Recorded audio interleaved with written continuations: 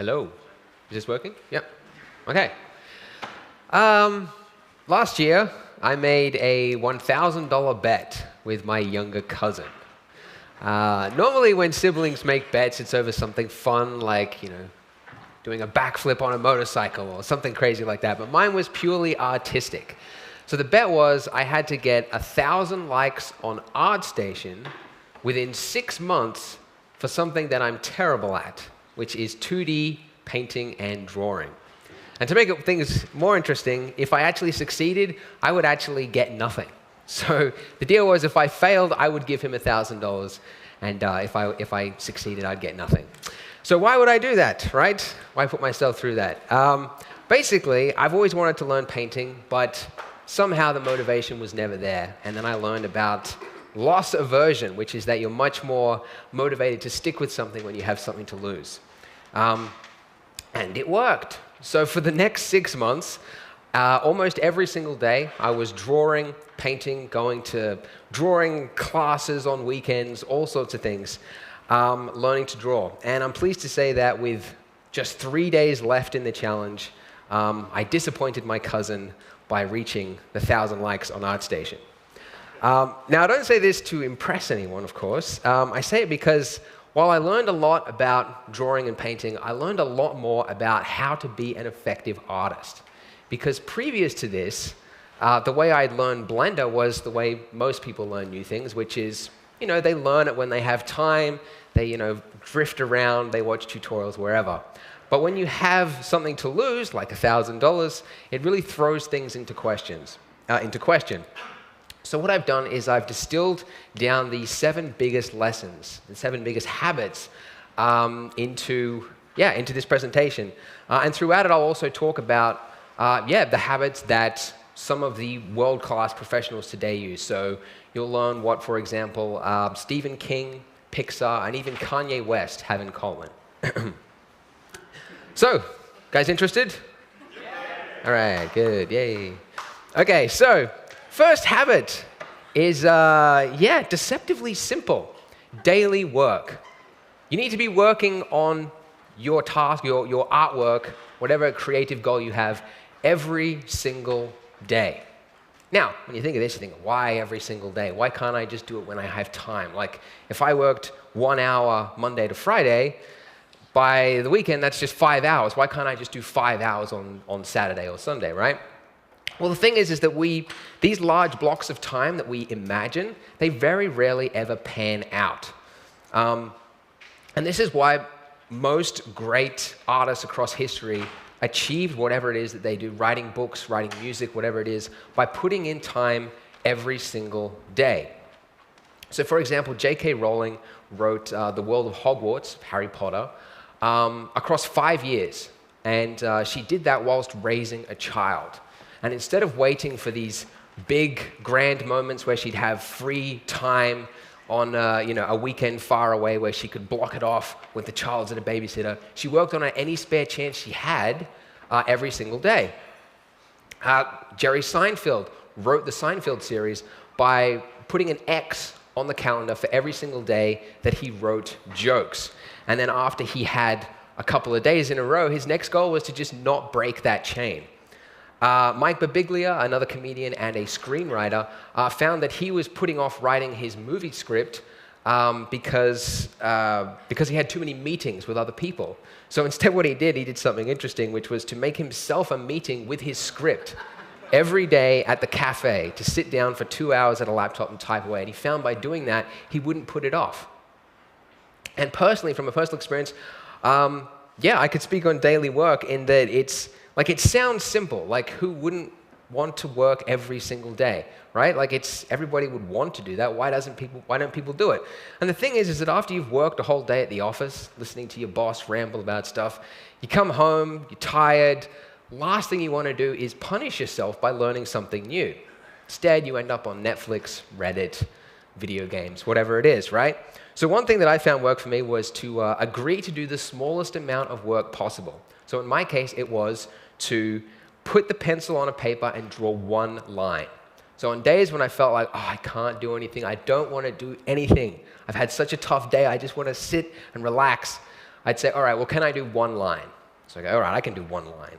So the thing is by the time you clear the table, get the notebook out, you get all your pencils ready, you get the sharpener, you get the eraser, you get the chair, the lighting, you sit down. By the time you do all that, of course, you don't stop at one line. Before you know it, you've done a couple of hours and you've just lost track of time. So that getting started is often the hardest part about it. Once you can do that, it's fine. So that's what worked for me. Obviously, it's a much bigger topic, motivation. There's a bunch of books on it if you're interested. Daily work, it always trumps short sprints. The word trump looks funny now, doesn't it? It's like, it's changed its meaning. Number 2, volume, not perfection. Right, now, honestly speaking, who here would consider themselves a bit of a perfectionist when it comes to their artwork? Show of hands. Most people, right? Most artists have this affliction. And a lot of artists would actually consider it one of their strengths, to be a perfectionist. Now, while you should be striving for a high standard of excellence and for bettering the work that you did last, being a perfectionist actually undermines your growth because it prevents you from reaching the next epiphany, the next lesson. So Ira Glass from the famous This American Life radio show said it best by saying that the most important thing you can do is a lot of work. It's only by going through a volume of work that you're going to close the gap. Or to give a more well-known example, think of Picasso, okay? Most people can really only pinpoint sort of a handful of his works and go like, yeah, that's Picasso, right? We know that. But actually, his library of work includes 1,800 paintings, 1,200 sculptures, 2,800 ceramics, and 12,000 drawings, and this isn't including prints, rugs, or tapestries. So Picasso has a huge volume of work, and most of us can really only pinpoint the hits, the big ones that really went on to success. So he has this huge volume of work, and if you're wondering if the volume of work had anything to do with the success, researchers say that it did. So they did a study on 15,000 musical compositions from Beethoven, Mozart, things like that, and they found that the more compositions that a composer produced in a 5-year period, the greater spike in the odds that they actually created a hit. So volume is very important.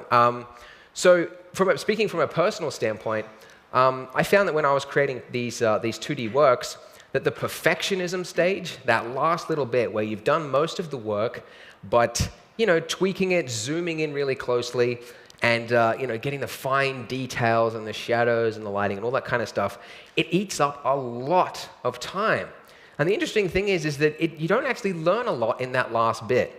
The majority of the learning comes in the stuff before it, where you're putting down the big shapes, getting the anatomy of the face, all that stuff, right? That's the stuff that takes that you learn the most from. The stuff at the end, that's easy. It's putting reference next to the thing, zooming in closely, and just painting over it. And that's the stuff that eats up a lot of time.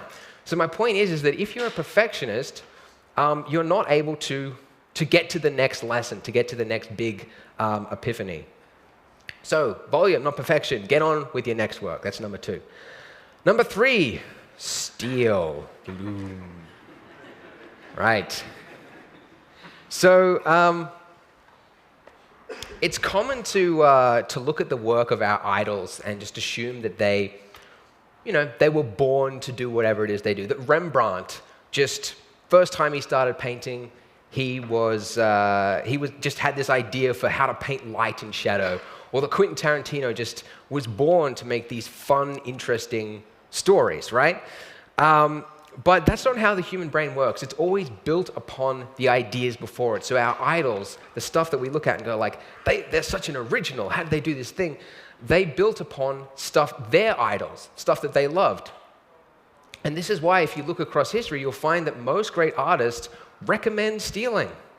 So David Bowie says, the only art I'll ever study is stuff that I can steal from. Steve Jobs openly admitted in an interview that they're shameless about stealing their great ideas. And you've got Banksy stealing the stealing quote from Pablo Picasso. Love that one. So if you're curious, like, well, why are all these people suggesting stealing? Stealing is immoral. That's what we grew up with. That's wrong. Well, there's a difference between good theft and bad theft, and this is outlined in the book Steal Like an Artist. Really, there's a list there, but the one that really stands out to me, the most important one, is third from the top. Stealing from many versus stealing from one person. You steal from one person, that's called plagiarism. You steal from many, people can't tell. Or, as Gary Painter put it best, if you have one person you're influenced by, everyone will say that you're the next whoever. But if you rip off 100 people, everyone will say, you're so original. So, so one thing I would recommend is find your idols. Find things that you truly love right now. And this is very easy to do with the internet world today.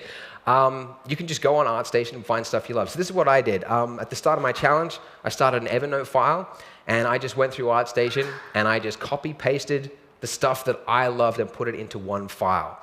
You don't have to be don't overthink it, don't over-discriminate. I didn't even quote the artist. I don't know who some of these people even are. I just copied and pasted it. And this worked as both reference and inspiration in the future. So when I was making a face and I didn't know, something wasn't right about the eyes, I just opened this up, went to all these different ones, and I'm like, oh, that's how they did that, that's how they did that. And then on days, like really dark days when I really wasn't motivated to work, this also works as inspiration. Because opening it up reminds you of why you got started. Stuff that you love, truly. Not thinking about traditional painters or anything like that. Stuff that you truly love. So that's steal. Find your idols and steal from them. Number 4, conscious learning. So show of hands, who has heard that practice makes perfect? Most people. And the other one, of course, is, if you want to get good at something, you want to master something, you need 10,000 hours of practice, right? Well, I used to think this was the case, and this was the advice that I give to people in my podcasts or my tutorials. I say, someone emails and says, I want to get good at Blender. I say, you got to practice. Practice, practice, practice, practice, practice. But the thing is that this isn't really, that's not all it is, because the human brain is wired to avoid pain. So practice can actually, if you're not careful about it, it can become a source of procrastination. So we tend to think of practice like this, like the more time I put in, the greater the results will be, and it'll be a linear graph. But really, it sort of becomes a little bit like this. You get a little bit of growth at the start, but after that you can sort of stagnate with just pure practice. So, and I actually, before I started my challenge, I had the chance to, I just emailed some people that I liked, and I was like, hey, can I ask you a couple of questions about painting? And one of them was the artist Eflem Mercier, which I love his work, incredible. And he said something I'd never heard of before, which was that one of the biggest wastes of time is not being conscious of what you're doing, or in other words, doodling around. And it didn't really occur to me until later on what he actually meant. So one thing I like to do by myself when I'm working at home, just on the computer, it's very lonely work, what I do. I don't talk with a lot of people. And so at the end of the day, sometimes what I like to do is I just like to hear people talk. So I put on my headphones and I listen to podcasts, Bill Burr or Your Mum's House podcast, a lot of comedian talk, and it's relaxing to me. So what I'd do is I'd open up a notepad, I'd put on the earbuds, and I'd listen to podcasts, and I would just sketch. Not really a goal in mind, but I would just sketch. And what I was doing was not good. It was really quite horrible, actually. Some of them don't even look like people. But I thought, the age-old mantra, practice makes perfect. If I just keep at it, I'll get better. But I looked through the previous work. I flipped through the pages, and I noticed that from a couple of weeks ago, there wasn't any difference between them. Like, I wasn't getting better over time. They were sort of about the same. And I thought, well, I'm putting in more and more hours here, but I'm not learning. So I thought, okay, well, I've got to go back and I've got to learn something. Believe it or not, I actually hate watching some tutorials. Some tutorials, especially drawing theory videos, can be incredibly dry stuff. My wife took this photo of me when I was watching a facial anatomy course. One of the most boring courses I ever sat through. But I did this, and I hated it. Like, end of the day, I don't want to challenge myself. And I'm sure you can relate to it after you've done a hard day. If you're going to sit down with Blender, sometimes you just want to do what you know, right?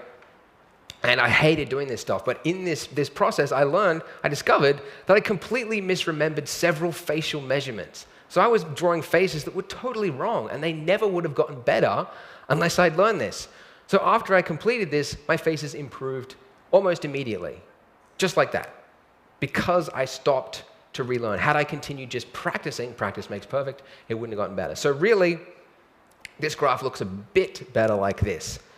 When you include conscious learning in it, you go up a step. Your areas really improve at greater amounts than if you were just doing practice alone. So practice is important, don't get me wrong, but practice alone makes perfect, I don't agree with.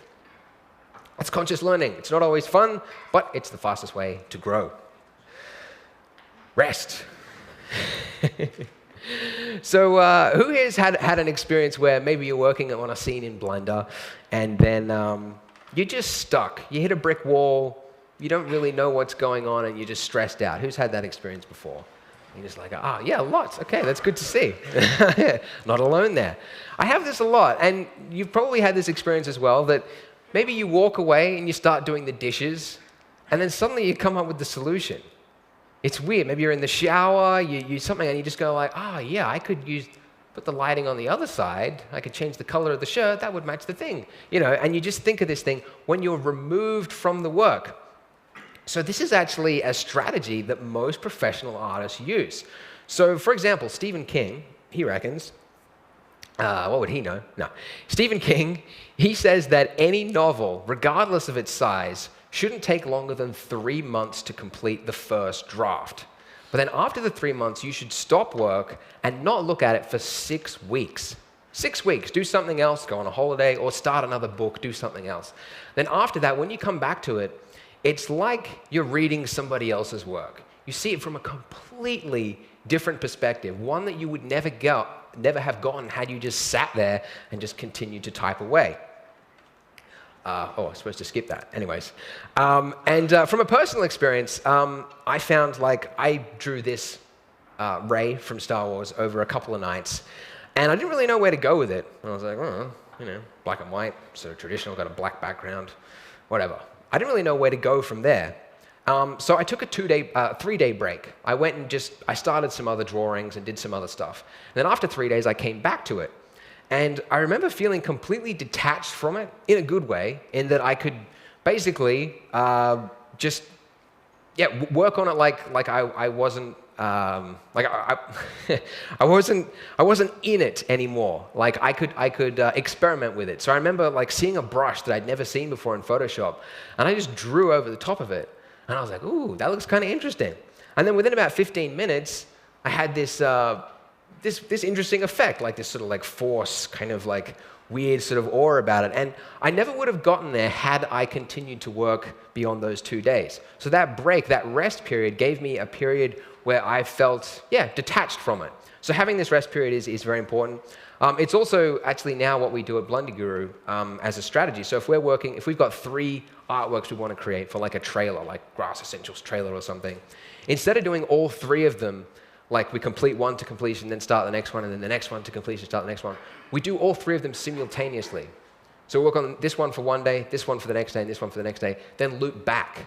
And every time you loop back to it and you repeat the cycle and go through one by one again, you see things that you never would have seen before. And I'm sure you can all relate to this feeling anyway. So that's rest. Take a break, and see your work with fresh eyes. All right, number 6 is feedback. So we sort of imagine when we think of original thinkers, great artists across history, that they were, they were original, so they had to thumb their nose to the critics and the naysayers and people that said, oh, that's not good, you shouldn't do that. And they had to just do because they knew what they were doing was the right thing. But if you actually look at professional artists and you listen to interviews or biographies, you'll find that the exact opposite is true. They seek feedback more than anyone. And that's the one thing I found true, looking across musicians, writers, anything like that, they all seek incredible amounts of feedback. So for example, Pixar, they have a room, I believe it's called the Brain Trust, which is that when you walk in the room, your role is removed and you are free to speak your mind. So you could be a junior artist day 1, and you could sit down and you could say, this movie sucks. Just like sitting next to you could be the CEO of Disney, and you both have equal say in it, and you're not going to get fired, you're not going to get any repercussions. It's a free process to speak your mind. And this, Ed Catmull, the co-founder of Pixar, says is one of the most crucial parts to their success. Because their early movies suck. And he went on to great lengths to remind people how bad the first versions of their movies are. He said they are not these great masterpieces that they just come out from day one and just make it. It's through a process of iteration and feedback. They changed the movie to be totally different from what it started with. That's the only way that it gets there. And in terms of people seeking feedback, the one person you'd imagine that would be least inclined maybe to seek feedback will be maybe this guy, right? Guy that's sort of sure of where he's going, right? Kanye West. If you look at his most popular, most celebrated album, My Dark, Beautiful, Twisted Fantasy, this album that was like unanimously loved by critics. Some people said it's the best hip-hop album of the last decade, or decades of our generation. Just unanimously loved by all critics. This was the work of several artists. I actually had it look. There was 38 artists and producers that contributed to the album. So he actually rented a studio in Hawaii and then flew in his favorite artists. So people like Jay-Z, Rihanna, Drake, a bunch of people to come and both contribute to the album but also critique it. So Pusha T mentioned in an interview the process for it, which is that he would basically take people in a room and say, what do you think of this? And he was sincerely interested in what they had to say. And when you compare this with Pixar, it sounds a very similar process. No one's going to be persecuted. It's true, honest feedback, and that is that's what can contribute to the success. To give a 3D example, this is a sort of 3D conference. Gnomon School, right? Who knows Gnomon? You guys heard of Gnomon? Yeah, great stuff. They are actually the #1 CG school in the world. I think they have a 97% placement rate, and I think the second school underneath that is like 50%. Like crazy. They're doing some amazing stuff there. And they actually came to Australia, to Melbourne, and they had like a weekend event, and I went there. And yeah, I was talking with Alex Alvarez, who's the founder, and he was saying that although all students there have a high standard of excellence, in every classroom there's about 1 or 2 people that are the rock stars, that will go on to huge amounts of success and have no problem finding work in the future. And so I asked him, I said, well, what separates the rock stars from all the other students? And without missing a beat, he said, they seek criticism and then they actually listen to it. He didn't mention composition, lighting, storytelling, any of that stuff. It was the sole thing that separates the rock stars from the rest of the pack. Very interesting. And from a personal standpoint, I can vouch and say that, yeah, I had this work here, wasn't happy with it. I posted it on Twitter. I got a bit of feedback, but I wasn't really sure, where to go with it. And it was actually at the Gnomon event that there was Dylan Eckert there, who's a character artist from Disney. And I came up to him and I'm like, hey, can I show you some work? Bust my balls, tell me what you think of it. And he said, sure. Took out my iPhone, and straight away he pointed out, he goes, you got 2 different sources of lighting, looks very odd, backlit and frontlit, doesn't match. And also you got 2 different styles. You've got a cartoony style face, and then you've got some realistic hair. You have to match them up. Like, interesting. Straight away, I knew exactly what he meant, and it only took like a minute, but it saved me hours of work. So my future works, I worked on this, and it improved a lot. All right, I'd hope to say it improved a bit. So that's get feedback. It's worth its weight in gold. Number 7 is to create what you love. So I personally think that motivation is a hugely overlooked area of art. Like, we tend to imagine that the great artists, you could give them any topic and they could make it great. Like, that's what we sort of imagine. But really, if you look at the work that the great artists and musicians of today are making, it's stuff that they are personally interested in. So Christopher Nolan, that's his name, right? Christopher Nolan? Yeah? Christopher Nolan, I don't know why I had a memory blank. He makes movies about things that he's really interested in, about the state of mind and being trapped in things and like sci-fi sort of elements. He's really interested in this stuff. And he builds these stories and these worlds that have a depth that you often don't find and that are sort of missing from some similar movies, right? Elon Musk. He's not an artist, but somewhat successful. His 3 companies, SpaceX, Tesla, Solar City, he created these companies because he has an interest in humanity and seeing it succeed. So that's just like a personal intrinsic motivation. And it's stuff that he's interested in. I'm sure if he started a company if he started a bakery, I'm sure it would suck. Because like he's not a genius. Well, he's a genius, but he can't like the Midas touch, that myth thing. I think it's stuff that it's themes that particular artist is interested in. To give a more artistic example, Brian Eno, who's a great artist, makes this ambient music. He said he got into it because he was interested in listening to music that he wanted to hear, and that really shows through his music. And from a personal story, I remember when I was doing some drawings, I was posting them up on Twitter and Facebook on these little sketches and things. And pretty soon, after a couple of months, people said, "Oh, so you're only going to draw cute girls?" And I was like, it affected me. I'm like, oh no, I'm going to become one of those guys that just draws cute girls. I'm like, and this was like family members telling me, people online, people on Instagram, they're like, oh, well, you just draw girls, And so I was like, I got to balance it out. I got to start drawing some dudes, right?